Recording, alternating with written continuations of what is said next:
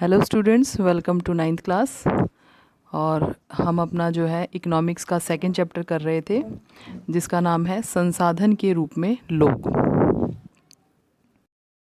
हमने अपनी last video में आर्थिक क्रियाओं के प्रकार किए थे, और जैसा कि मैंने आपको बताया था, आर्थिक क्रियाओं के दो प्रकार होते हैं, बाजार क्रियाएं, बाजारी क्रियाएं और गैर बाजारी क्रियाएं। और बाजारी क्रियाओं के अंतर्गत देखिए कौन कौन से, इसमें क्या होता है, बाजारी क्रियाओं में वेतन तथा लाभ के उद्देश्य से की जाने वाले जो काम होते हैं, वो जिनके लिए जो पारिश्रमिक का भुगतान करना पड़ता है, यानी कि जो श्रम लगता है उसके लिए जो है वेतन आदि से जो आपको जो वेतन आदि के रूप में जो भुगतान मिलता है, वो सभी जो है बाजारी क्रियाओं के अंतर्गत आते हैं। और इनमें जो है सरकारी सेवा सहित वस्तुओं या सेवाओं का उत्पादन शामिल होता है। और गैर बाजारी क्रियाओं का उदाहरण मैंने आपको बताया था कि जिस तरह से आपके परिवार में आपकी जो माताएं होती हैं, घर की जो घरेलू महिलाएं होती हैं, जो काम परिवार के लिए करती हैं और बदले में उन्हें किसी प्रकार का वेतन या कोई लाभ नहीं होता मिलता, तो ऐसी क्रियाएं जो हैं गैर बाजारी क्रियाएं होती हैं। इसके बाद नेक्स्ट पॉइंट है हमारा जनसंख्या की गुणवत्ता। तो देखिए, जो किसी भी देश की या संसार की जो भी जनसंख्या है, देखिए तो जनसंख्या की गुणवत्ता हम किस आधार पर जो है आंकते हैं। देखिए, जनसंख्या की गुणवत्ता निर्धारित कारकों निर्धारित करने के लिए कौन कौन से कारक होते हैं, साक्षरता दर तथा व्यक्ति का स्वास्थ्य। देखिए, अगर किसी देश की या मान लीजिए किसी समाज में जनसंख्या बहुत अधिक है, लेकिन उस समाज के लोग या उस देश के लोग जो हैं साक्षर नहीं हैं, शिक्षित नहीं हैं, और उनकी जो स्वस्थ है, जो उनकी हेल्थ है वो भी जो है अच्छी नहीं है, तो इसका मतलब वो जो जनसंख्या की गुणवत्ता है बिल्कुल निम्न स्तर की है। जनसंख्या की गुणवत्ता उच्च स्तर की कब गिनी जाएगी, जब उस देश का प्रत्येक नागरिक जो है साक्षर होगा और स्वस्थ जो है शारीरिक रूप से जो है स्वस्थ होगा, तभी जो है जनसंख्या की गुणवत्ता को उच्च स्तर का आंका जाता है। नेक्स्ट पॉइंट है सर्व शिक्षा अभियान। तो देखिए, सर्व शिक्षा अभियान के अंतर्गत प्राथमिक शिक्षा यानी प्रारंभिक जो शिक्षा है वो प्रदान करने की दिशा में अनेक महत्वपूर्ण कदम उठाए गए हैं। और अगर इसके अंतर्गत हम उदाहरण देखें तो प्रत्येक ज़िले में जो है नवोदय विद्यालय जैसे मतलब नवोदय विद्यालयों की जो है स्थापना की गई है। साथ में जो है बड़ी संख्या में जो हाई स्कूल हैं उनकी शाखाएं विकसित की गई हैं, और बहुत सारी ऐसी योजनाएं जो हैं वो लागू की गई है, जिसके तहत देश के या राज्य के या मतलब किसी स्थानीय जो कोई भी स्थानीय जो नागरिक है उसको जो है शिक्षित किया जा सके। नेक्स्ट है मृत्यु दर। तो देखिए, मृत्यु दर से अभिप्राय है कि एक विशेष अवधि में, यानी कि आप एक समय सीमा ले लीजिए, यानी एक वर्ष की अगर हम समय सीमा ले लेते हैं, तो इस अवधि में प्रति हज़ार यानी 1000 व्यक्तियों के पीछे, यानी 1000 व्यक्तियों में से कितने लोग जो हैं वो जो है मर जाते हैं, तो उसे हम मृत्यु दर यानी कि लोगों की संख्या से, उस जो बचे हुए लोगों की संख्या से हम मृत्यु दर को आंकते हैं। नेक्स्ट है जन्म दर। एक विशेष अवधि में प्रति 1000 व्यक्तियों के पीछे जन्म लेने वाले शिशुओं की जो संख्या है उसे हम जन्म दर कहते हैं। यानी एक कोई निश्चित अवधि ले लीजिए, एक वर्ष की अवधि ले लीजिए, और जो है प्रति 1000 व्यक्तियों के पीछे यानी कितने जो लोगों का जन्म हुआ है, कितने शिशुओं का जन्म हुआ है, ये जन्म दर होता है।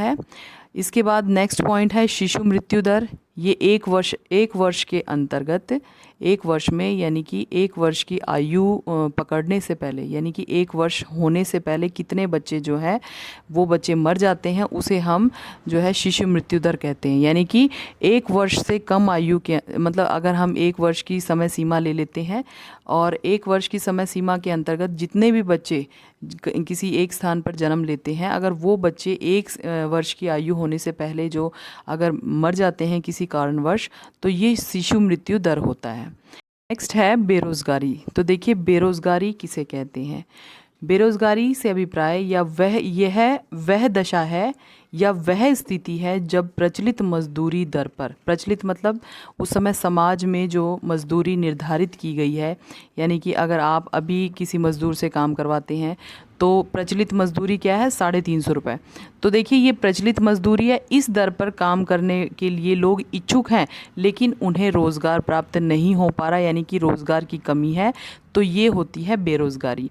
और इसके बाद है मौसमी बेरोज़गारी, यानी कि मौसमी बेरोज़गारी किसे कहते हैं कि जब लोग वर्ष के कुछ महीनों में रोज़गार प्राप्त नहीं कर पाते। आप गांव में देखते होंगे कि जब बुआई, कटाई, निराई ये सब काम जब चलता है तो तब तो लोगों को आसानी से रोज़गार मिल जाता है, लेकिन ये काम पूरा होने के बाद उन मज़दूरों को खेतों से हटा दिया जाता है, तो कुछ महीनों के लिए जो है वो बेरोज़गार हो जाते हैं। इसको हम जो है मौसमी बेरोज़गारी कहते हैं। नेक्स्ट है हमारा प्रच्छन्न बेरोज़गारी। तो देखिए प्रच्छन्न बेरोज़गारी किसे कहते हैं, इसके अंतर्गत जो लोग हैं, यानी कि जो भी नागरिक हैं, जो भी काम करने वाले हैं, वो नियोजित प्रतीत होते हैं, यानी कि दिखते तो ऐसे हैं कि जैसे वो काम में लगे हुए हैं, लेकिन जैसा जहाँ 4 व्यक्तियों का काम होता है और उसी काम को 8 व्यक्ति कर रहे होते हैं। कई बार आप देखते हैं गांव में कई परिवार जो होते हैं काफ़ी गरीब होते हैं और जो ज़मीन वगैरह उनके पास बहुत थोड़ी होती है, भूमियाँ बहुत थोड़ी होती है, और उस थोड़ी सी भूमि पर ही जो है परिवार के यदि 8 सदस्य हैं, 10 सदस्य हैं, 12 सदस्य हैं, वो उसी पर लगे रहते हैं। हमें दिखाई तो ऐसा देता है जैसे वो नियोजित है, यानी काम करते हुए प्रतीत होते हैं, लेकिन असल में वो होते हैं बेरोज़गार। नेक्स्ट है हमारा शहरी बेरोज़गारी। तो देखिए शहरी क्षेत्रों के मामले में शिक्षित बेरोज़गारी एक सामान्य परिघटना बन गई है। यदि आप शहरों में देखते हैं तो जो बेरोज़गारी है ये आम बात है, क्योंकि शहरों के जो बच्चे होते हैं, शहरों के जो लोग होते हैं, काफ़ी शिक्षित होने के बावजूद भी उन्हें जो है रोज़गार नहीं मिलता। अगर हम उन्हें देखें तो वो मैट्रिक हैं, जैसे बीए हैं, या जैसे बैचलर डिग्री उनको मिली हुई होती है, या जैसे मतलब जो मास्टर डिग्री भी उनको हासिल होती है, लेकिन उसके बावजूद भी जो है अनेक युवक ऐसे होते हैं जो बेरोज़गार होते हैं। ये चीज़ सामान्य जो है शहरी बेरोज़गारी के अंतर्गत आती है। इसके बाद देखिए राष्ट्रीय नीति का लक्ष्य, यानी कि हमारे राष्ट्र का लक्ष्य क्या है। ये देखिए जनसंख्या के अल्प सुविधा प्राप्त वर्ग, यानी कि ऐसी जनसंख्या के अंतर्गत आने वाले ऐसे लोग जिनको सुविधाएं जो हैं बहुत कम, मतलब बहुत कम प्राप्त है। और कौन सी सुविधाएं, विशेषकर जो है स्वास्थ्य सेवाएं और परिवार कल्याण और पौष्टिक सेवा, मतलब ये चीज़ें जो हैं अल्पसंख्यकों को, यानी मतलब जो देश की ऐसी जनसंख्या है जिनको ये जो सुविधाएं हैं ये पूरी तरह से प्राप्त नहीं है।